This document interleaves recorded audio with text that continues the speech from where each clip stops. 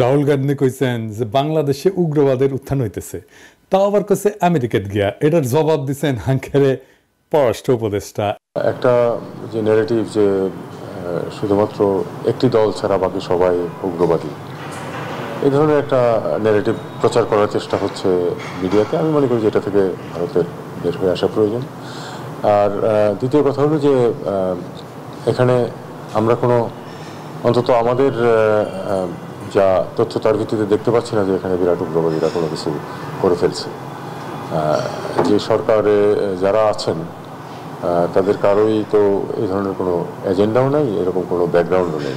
কাজে তারা তাদের, আমার মনে হয় তাদের এই বক্তব্য থেকে বের হয়ে আসাই বিদেশের সম্পর্কের জন্য ভালো।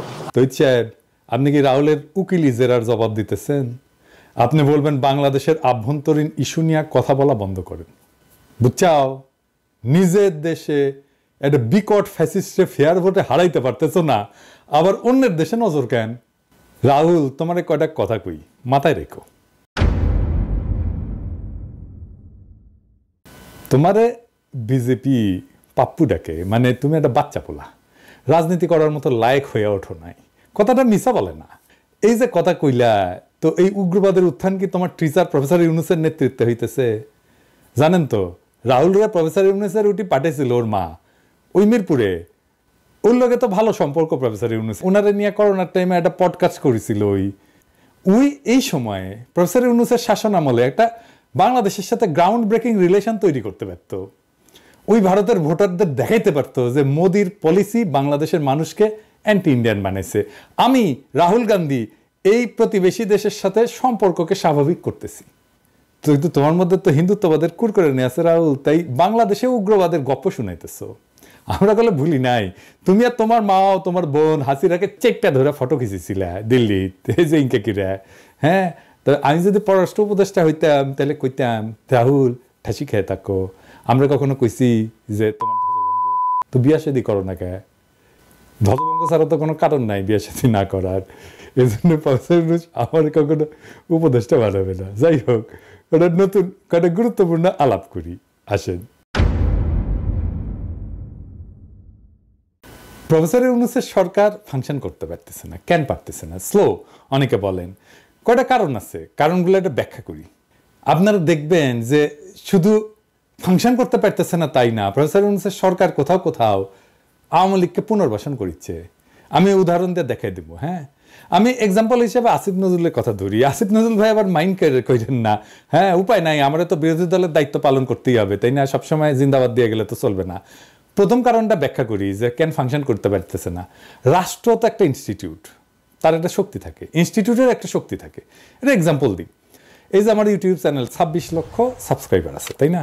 তো সেটা আমি একটা ভিডিও চাইলে সেটা নোটিফিকেশন 26 লক্ষ লোকের কাছে যায়, দেখায় যে পিনাকের একটা ভিডিও চাইছে। তো ইউটিউব নিজেও মানুষকে একবারে আমার ভিডিও রিকমেন্ড করে, পরে বলে যে এটা দেখতে পারো, এটা দেখতে পারো। তো আমার জন্য আবার ইউটিউব একজন ম্যানেজার নিয়োগ করেছে, মানে আমার জন্য ডেডিকেটেড না, ও আরো অনেকের কাজ করে, কিন্তু আমার সাথেও কাজ করে সে। মানে ধরেন মাসে একবার দুইবার করে কথা বলে, মিটিং করে, কেমনে আরো সাবস্ক্রাইবার বাড়ানো যায়, ভিডিও ভিউয়ার বাড়ানো যায়, এটা কিন্তু ওরাই বলে, ইউটিউবই আমার করে দেয়। মানে যাদের 10 লাখের উপর সাবস্ক্রাইবার থাকে তাদের বোধহয় প্রত্যেকের জন্যই করে। তো আবার ইউটিউব ক্রিয়েটার সাপোর্ট আছে, ওইখানে আপনি অনেক কপিরাইট ছাড়া আপনি মিউজিক পাবেন, অনেক ধরনের ট্রেনিং পাবেন, সেখানে অনেক রিসোর্স আছে। এইটা হইতেছে ইউটিউবের ইনস্টিটিউশনাল সাপোর্ট। তো সেই রকম রাষ্ট্রের একটা ইনস্টিটিউশনাল সাপোর্ট থাকে। তো আমার চ্যানেল যদি আমি কাউকে দিয়ে দিই, সে যদি আমার চ্যানেলে ভিডিও বানা আপ করতে থাকে, তাহলে দেখবে মানুষ, দেখবে প্রথম, পরে আর দেখবে না। ইউটিউবের ইনস্টিটিউশনাল সাপোর্টের উপরে আমার চ্যানেলে আমি পিনাকি ভট্টাচার্য আছি। আমার চ্যানেলের শক্তি ইউটিউবের institutional support plus Pinaki Bhattacharya একসাথে। রাষ্ট্রও এরকম, রাষ্ট্রের একটা ইনস্টিটিউশনাল সাপোর্ট থাকে, তার সাথে আপনার রাজনৈতিক শক্তি যুক্ত হয়, তাইলে রাষ্ট্রের শক্তি প্রবল হয়। হাসিনা ফেলিয়ার কেন হয়েছে জানেন? সে রাষ্ট্রটার দল বানায় ফেলছিল, তাই সে তার দলের যে রাজনৈতিক সাপোর্ট সেটা পায় নাই। গুন্ডা পাইছে, স্তাবক পাইছে, কিন্তু রাজনৈতিক দল পায় নাই। সেই জন্য সে কোনো পলিটিক্সকে ফাইট করতে পারে নাই। প্রফেসর ইউনূসের সরকারও তাই। এটা তো তত্ত্বাবধায়ক সরকার না আগের মতো, যে রাজনৈতিক দলগুলো ঐক্যমত হয়ে তাদের ইলেকশন করার জন্য ক্ষমতায় রেখেছে এবং তারে কোনো ডিস্টার্ব দেবে না, তা তো না। এই সরকারে কয়জন উপদেষ্টা আছে যারা রাষ্ট্রের শক্তির উপরে নিজের ক্ষমতাকে যুক্ত কইরা রাষ্ট্রের শক্তি বাড়াইতে পারে? খুব বেশি নাই, আমি নাম কইলাম না, যাই হোক মন খারাপ করবে আবার অন্যরা। আমি এসব একজনের উদাহরণ দিই, প্রফেসর ইউনূস। উনার রাষ্ট্রের শক্তির উপরে ওনার নিজের ক্ষমতা আছে, ব্যাপক ক্ষমতা আছে, উনি রাষ্ট্রের শক্তিরে বাড়াই দিতে পারেন প্রফেসর ইউনূস।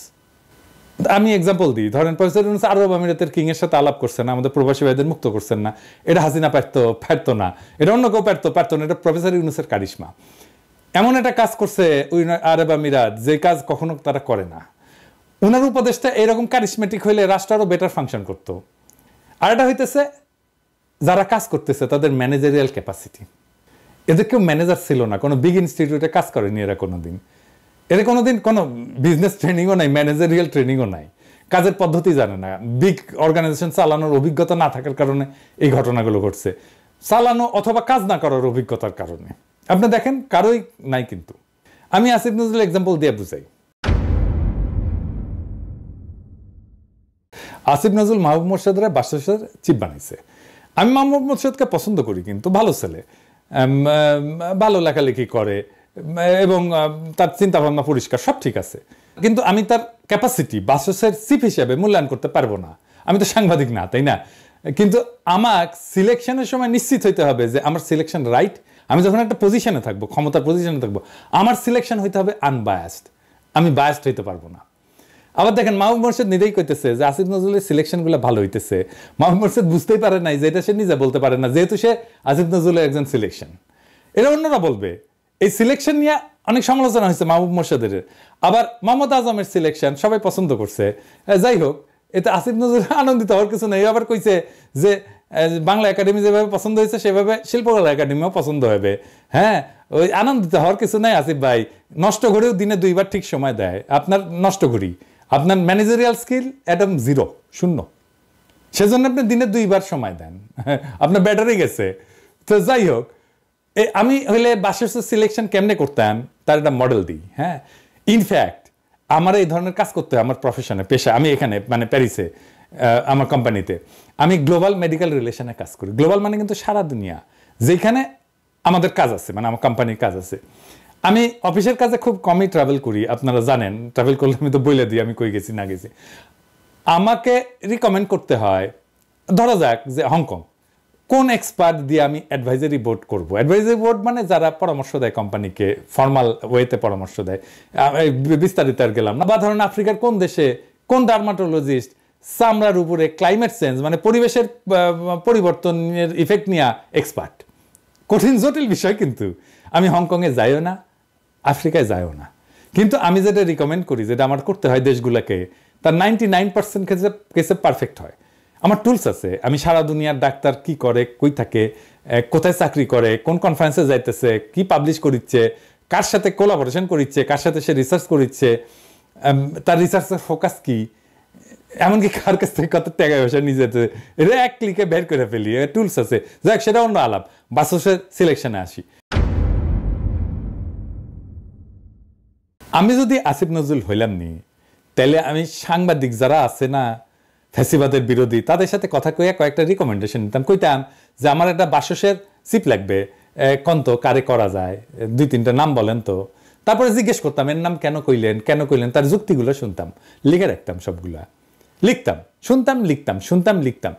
কাদের সাথে আলাপ করতাম? কনক সারোয়ারের সাথে আলাপ করতাম, স্বামীর সাথে আলাপ করতাম, তাসনিম খলিলের সাথে আলাপ করতাম, মনির হায়দারের সাথে আলাপ করতাম, শাহেদ আলমের সাথে আলাপ করতাম, ইলিয়াসের সাথে আলাপ করতাম, মুশফিকুল ফজলের সাথে আলাপ করতাম, আরো যাদের নাম বলি নাই তাদের সাথেও আলাপ করতাম, মানে যারা ফেসি বিরোধী এবং আমার যাদের সাথে রিচ আছে, কথাবার্তা হয় আর কি।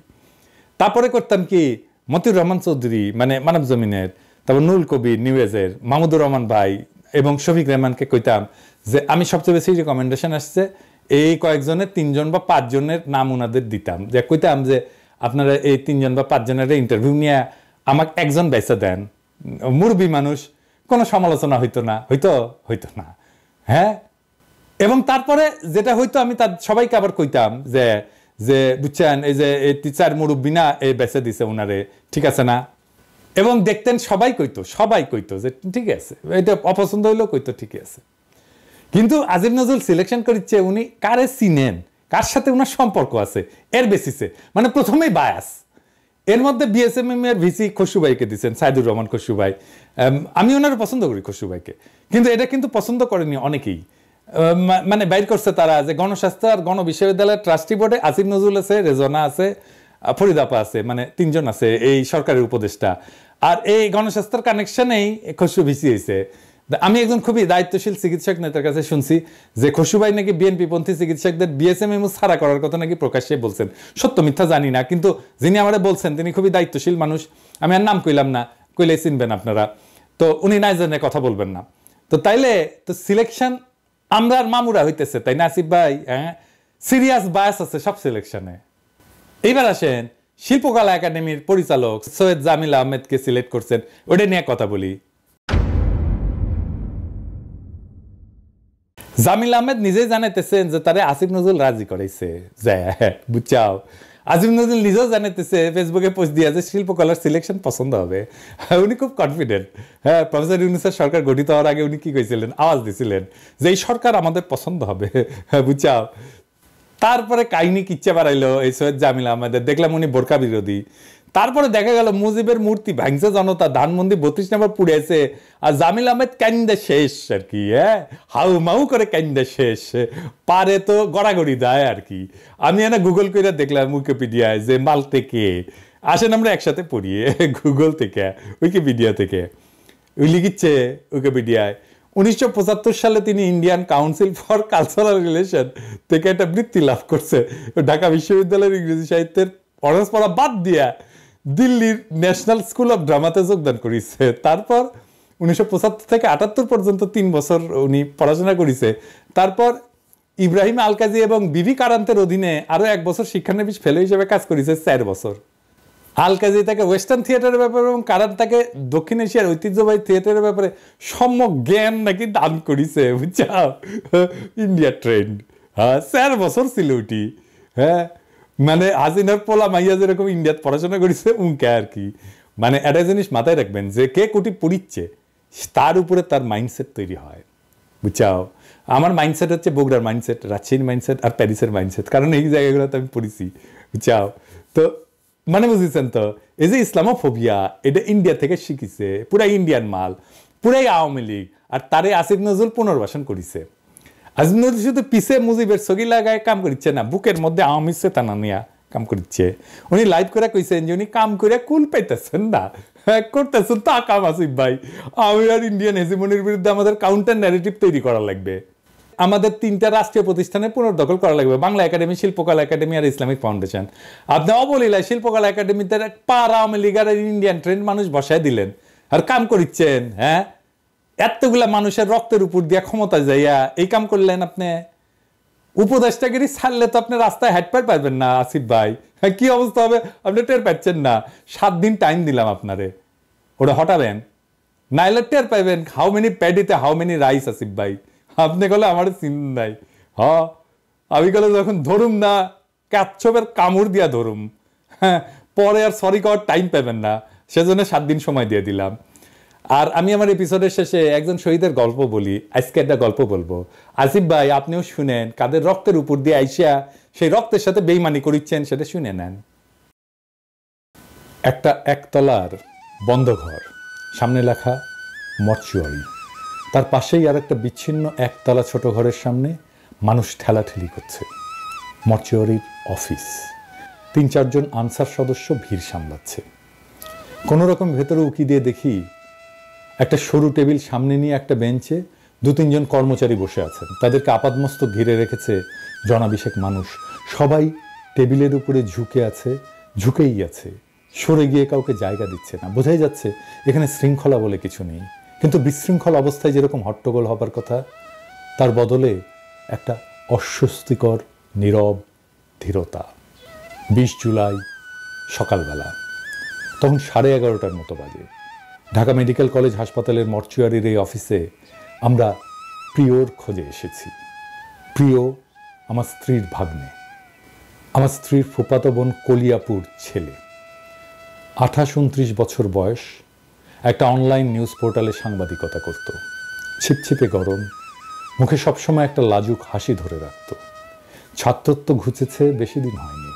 ছাত্র আন্দোলনেও সে জড়িয়ে পড়েছিল। আগের দিন রাত 10টার দিক থেকে বিচ্ছিন্ন খবর আসতে লাগলো, সম্ভবত গুলি লেগেছে প্রিয়র। তাহির জামান প্রিয়, একজন ভিডিও সাংবাদিক। কিছুক্ষণ পর জানা গেল প্রিয় আর নেই। গুলিবিদ্ধ মৃতদেহটা পুলিশ নিয়ে গেছে। খবর পেলাম ধানমন্ডির ল্যাবএইডের সামনে ঘটেছে এই ঘটনা। কেউ কেউ বলল সেন্ট্রাল, ল্যাবএইড আর পপুলার হাসপাতালে খোঁজ নিতে। পুলিশ নাকি লাশ আগে কাছের হাসপাতালগুলোতে নিয়ে যাচ্ছে। 19 তারিখ রাত 12টা থেকে কারফিউ শুরু। দুদিন ধরে বন্ধ আছে ইন্টারনেট। হাসপাতালগুলো থেকে কোনো খবর পাওয়া গেল না। পুলিশের চেনা লোক ধরে জানতে চাইলাম ধানমন্ডি বা কলাবাগান থানায় এই নামে কোনো লাশ এসেছে কিনা। তারা জানালো আসেনি। সকালবেলায় মোটামুটি নিশ্চিত খবর পেলাম ঢাকা মেডিকেল কলেজ মর্গে আছে প্রিয়। 11টা থেকে 2 ঘন্টার জন্য কারফিউ তোলা হবে। আমার শ্বশুর আর আমি একটা অ্যাম্বুলেন্স নিয়ে ছুটলাম।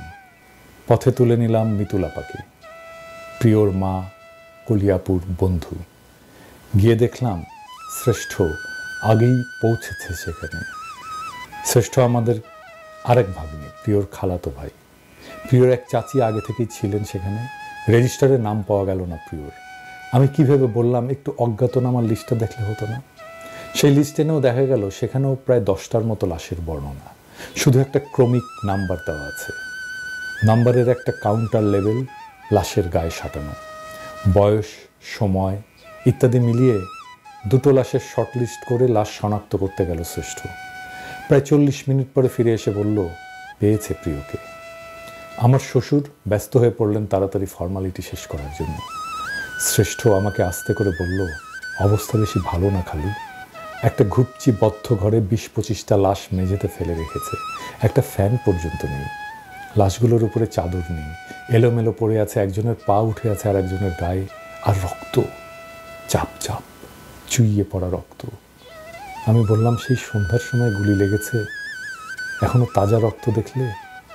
শ্রেষ্ঠ বলল কি করে বলি, এত রক্ত কোনটা কার বোঝার উপায় নেই।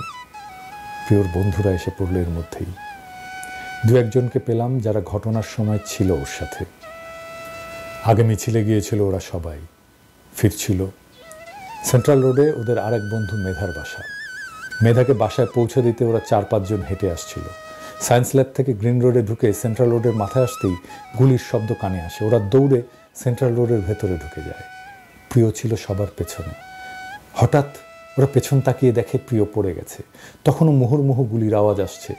ল্যাবএইডের আরেকটু পেছন থেকে কোনাকুনি গুলি করছে পুলিশ। গুলি থামলে ওরা সামনে এসে দেখে প্রিয়কে নিয়ে গেছে পুলিশ। মাথার পেছনে নিচের দিকের বাঁ সাইডে লেগেছে গুলি। সেন্ট্রাল রোডে ঢোকার মুখে রাস্তার পিছে রক্ত লেগে আছে। প্রিয়র লাশটা পুলিশ মর্গে ফেলে রেখে দিয়ে চলে গেছে। অজ্ঞাত পরিচয়ে একটা ডেথ সার্টিফিকেট করা হয়েছে। তাতে শুধু লেখা আছে গানশট ইনজুরি। এখন ঘটনাস্থল যে থানার অধীনে, সে থানার পুলিশকে লাশের সুরতহাল তৈরি করে তারপর অটোপসির জন্য পাঠাতে হবে। এদিকে থানা নিয়ে প্রচণ্ড কনফিউশন তৈরি হয়েছে। কলাবাগান, ধানমন্ডি আর নিউ মার্কেট, এই 3 থানার যে কোনো একটা হতে পারে সংশ্লিষ্ট থানা। আমি ভাবলাম যেহেতু ধানমন্ডি আর কলাবাগান থেকে কাল রাতে কোনো খবর পাইনি, নিউ মার্কেট থানায় যোগাযোগ করা যাক। ততক্ষণে আবার কারফিউ শুরু হয়ে গেছে। প্রিয়র বন্ধুরা অ্যাম্বুলেন্স নিয়ে ছুটল নিউ মার্কেট থানায়। এদিকে মর্চুয়ারিতে তখনও বুলেটবিদ্ধ লাশ আসছে। খোলা আকাশের নিচে লাশের স্ট্রেচার রেখে রেজিস্ট্রি ফর্ম পূরণ করছে মানুষ। বেশিরভাগ লাশের বয়সই 20 থেকে 35-এর মধ্যে।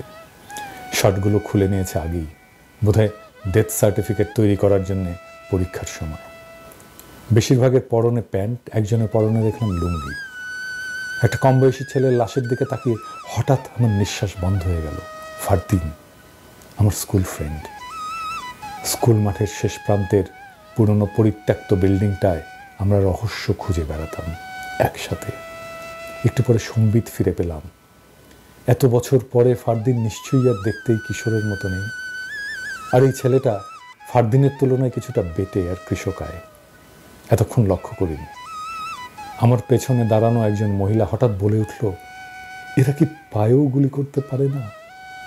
সবাইকে বুকে আর পেটে গুলি করছে।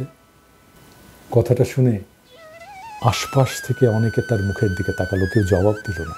আমি ভাবলাম বলি, আর মাথায়ও, আর বললাম না শেষ পর্যন্ত। এসআই এসে লাশ দেখে আবার স্পট পরিদর্শনে গেল, নিশ্চিত হতে হবে এই লাশ তার থানার এখতিয়ারভুক্ত কিনা। শেষে নিশ্চয়তা পাওয়ার পর সুরতহাল তৈরি করে অটোপসির জন্য পাঠাতে পাঠাতে প্রায় 6টা বেজে গেল। লাশ কাটা ঘরের সামনে তখন স্ট্রেচারের ঘাটতি। লাশগুলো চাদর ধরে এনে অবিন্যস্ত ফেলে রেখেছে মেঝেতে আর দেয়ালে রক্তের খসটানো দাগ। বাইরে থেকে রক্ত, মাংস, ফিনাইলের ঝাঁঝালো গন্ধের ধাক্কায় আমি ছিটকে এসে বাইরে আম গাছতলায় দাঁড়ালাম। কে যেন বলল, এখানে কফিন পাওয়া যাচ্ছে, একটা এখনই কিনে রাখুন, পরে নাও পেতে পারেন। নারায়ণগঞ্জের আসগর আলী সাহেব একটা কফিনের দরদাম করছেন। আমাকে বললেন তার শালা পেটে গুলি লেগে মারা গেছে। নারায়ণগঞ্জে একটা মুরগির দোকান চালাতো। গন্ডগোল শুরু হলে ক্যাশে তালা মেরে দোকানের শাটার লাগানোর সময় বাতাসে শীষ দেওয়া গুলি তার পেট ভেদ করে ঢুকে বুকের ডান সাইড দিয়ে বেরিয়ে গেছে। একটা 16-17 বছর বয়সী কিশোরী মেয়ে ফর্ম হাতে ঘুরে বেড়াচ্ছে। ওর বাবা কারফিউর মধ্যে বাসা থেকে নিচে নেমেছিল সিগারেট কিনতে, আর বাড়ি ফিরতে পারেনি। আমরা ডোমকে রিকোয়েস্ট করতে গেলাম আমাদের পোস্টমর্টমের সিরিয়ালটা একটু আগে করে দিতে, সেই রংপুর যাবে বডিটা। এত গরম। ডোম বললেন, পাগল হয়েছেন?